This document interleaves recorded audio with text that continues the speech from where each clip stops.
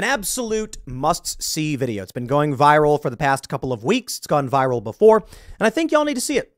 Lord Bebo tweeted, "Queer theory pedophilia jeopardy with Professor Derek Jensen." If you haven't seen this, it's a must-watch, believe me. Now, while I strongly recommend you just watch the video in its entirety, I'm going to play portions and comment on it, so I do think you should go to Twitter and watch the whole thing. But I'm going to play this for you, and I'm going to bring some news context into this, but I will play for you this video. It's really amazing. This is a professor who is talking to students, and he gets accused of transphobia and homophobia for calling out pedophilia. All right, let's play some of this clip, and we will then comment. Of course, I always must make sure that we're on the correct audio channel, because I always make that mistake. Here you go. Oh, wait. That's a beautiful line. Thank you so much for asking. How about something relevant? I've been talking about rape culture all day, and pedophilia and the support of pedophilia is not rape culture. Actually, it seems you're acting like this is a spurious connection. So we're going to play Jeopardy. We're going to play queer theory. We're going to play queer theory pedophilia Jeopardy. Okay, answer. Commonly called the godfather of queer theory.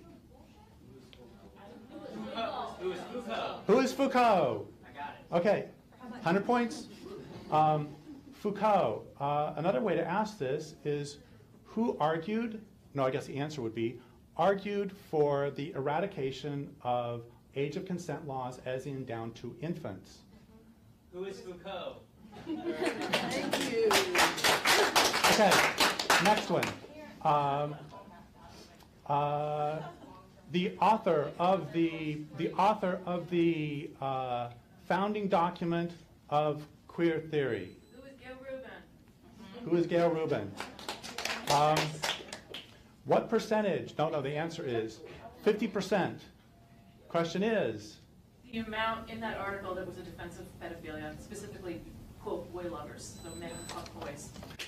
Okay, so let's just let me address that, and we'll move forward because I want to get to the main point here is the students criticizing him.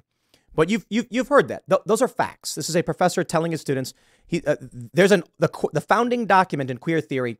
50% of it is in defense of pedophilia. Okay, so when we're concerned that these people are trying to target children, maybe those who don't understand might start to understand now. But I think the really telling thing here is the reaction from the students. Let me play more. Okay. So here's Pat Califia. Pat Califia. Oh, wait. Just a second. I was accused of homophobia because I'm against pedophilia. Yes. Right. Who is it who actually makes the connections between that? That right there. That is the core of what I wanted to hit with this segment. When you criticize what these people are doing, they say you're against the LGBT community. So when I make a video and I'm like, this specific person is grooming kids, they go, you're anti-LGBT. And I'm like, are you? Are you implying that you think LGBT people are pedophiles? Yes, that is the exact implication. When this professor comes out and says, hey, this particular individual, he names 3 people, had a predilection for kids, they went, you're a homophobe. The response is correct. He's like, you're trying to claim that pedophilia and homosexuality are correlated. Well, a lot of people will believe that they are. I think that is unfair. As you can see with groups like Gays Against Groomers, there are people who are LGBT who are like, please leave kids alone. And you can see that there are people who have a predilection for children who are coming in and claiming you're attacking one group. This is how it's always been.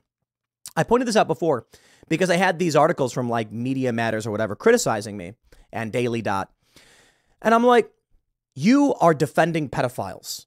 And what's happening is there's a group of people. There's a group of LGBT people minding their own business. And then a pedophile walks over, stands next to them. And I say, hey, look out for that guy. He's a pedo. And then everyone in this group goes, hey, whoa, hold on there. Don't insult us and call us this name. And I'm like, no, I'm talking about that guy right there. I'll give you the really funny story, the Wee Spa one. I mean, it's kind of horrifying, where you had this woman complaining there was a man in the women's locker room, and they're like, I'm sorry, this person's trans. We can't do anything about it. And the lady's like, what do you mean? No, it's a man with male genitals, like whipping him out. And they were like, nope, it's a trans person. Then this woman asks a guy, and the guy's like, why are you so bigoted? Here's the funny thing. It turns out it wasn't a trans woman. It was quite literally a dude exposing himself to women and children. He had done it before he got arrested. It's hilarious. The psychotic cultism of these people.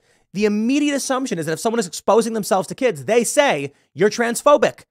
What? That's the game they're playing. They have correlated specifically these groups of people. And that's what's creepy. Let me play more for this. Okay, here's something by Pat Califia. Pat Califia has written, any child old enough to decide whether or not she or he wants to eat spinach, play with trucks, or wear shoes is old enough to decide whether or not she wants to run around naked in the sun, masturbate, sit in someone's lap, or engage in sexual activity, by which she does not mean play doctor, she means with adults. And she's very clear about that because she also says that pedophiles should be more and not less invested in children's lives.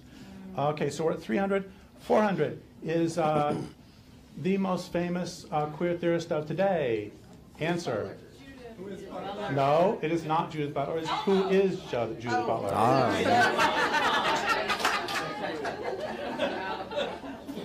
Okay, Judith Butler is the most famous queer theorist of the day.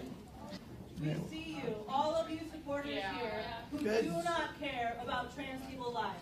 Every person here You can't really tell what they're saying because they're all yelling over each other, but you see how they conflate this? You don't care about trans people's lives because you're critical of people who abuse children. That's what they're saying. Okay. Here's a great quote from Judith Butler.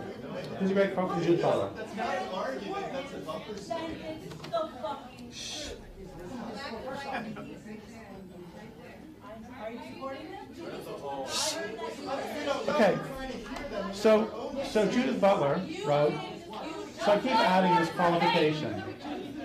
When incest is a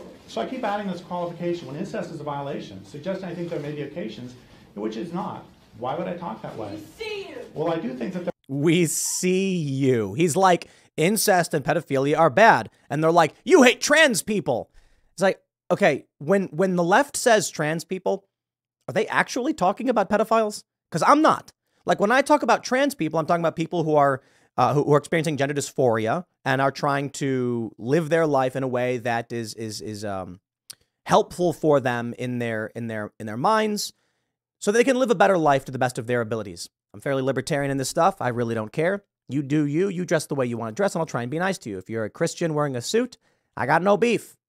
If you're a trans person with, fake boobs and you're wearing a dress, I got no beef. If either of you take my kid in private and start saying things to them about your beliefs, we're going to have an issue. That's all I'm saying, whether you're religious or otherwise. Now, to be fair, there can be different degrees of abuse and exploitation, but adults should not be taking kids into private rooms and teaching them things. It is the parent who has the final say. So strangers, non-parents shouldn't be secretly having conversations with kids in this way. Parents should have, control over this. I don't care I don't care if you're a Hare Krishna, a Muslim, or if you're Japanese and advocating for anime or whatever. Like, don't go to my kid and whisper things. Don't tell your parents. You should believe in God. Don't tell your parents. Okay, come on. I'm trying to raise my kid. I'm speaking figuratively. That's the big issue. You see, we see you. There are probably forms of incest that are not necessarily traumatic, and which gain their traumatic character. Shame on you for criticizing a parent abusing their child. Like, shame on you. You see, we see you, dude. By virtue of the consciousness of social saying that they produce. Yeah, that's Judith Butler. That's one of the queer heroes. Okay, now we have for 500 we have the last one in the queer theory and pedophilia. The answer is queer theorist who has spoken out strongly against pedophilia. Zero. Who is no one. Who is no one, not a single one, because the entire thing is based on transgressing. So I'll respond to that one last little portion, though. It's like someone not speaking up about something isn't enough for me. I think if this professor wants to show that there are queer theorists who are advocating for a thing, that's really bad. But the idea that other people are not denouncing it, I don't play that game. Because it's like, can you name a Trump supporter who's denounced, insert problem? And it's like, dude, does he know about problem? Do you expect these people to know about every issue you're concerned with? If someone is an advocate for a gold-backed currency, and you were like, can you name one person who is in favor of a gold-backed currency, who has spoken out against the problems of, uncontrollable, market collapse and, uncontrollable interest rates, blah, blah, blah, blah, blah. And then you're like, listen, if the issue is the Federal Reserve is bad and they tell you why, and you're demanding that they speak out about something that's somewhat related, the answer may be, they say zero. I really doubt it's zero, to be completely honest. When he says zero, okay, no. I'm sure there are queer theorists who have said, yes, okay, I think that's bad. I think that's a bad element. Nothing's absolute. But I don't like playing the negative game where like you must denounce one thing, otherwise you're for it or defending it. No. It is fair to say, however, the conflation is the point. When they call him a homophobe, when they call him a transphobe, you have to wonder what it is they're truly after. They chant they're coming for your kids. They bring kids to drag performances. It's right there in front of your eyes. They're mad about the sound of freedom. I'll leave it there. Next segment is coming up in a few minutes. Stick around and I'll see you all shortly.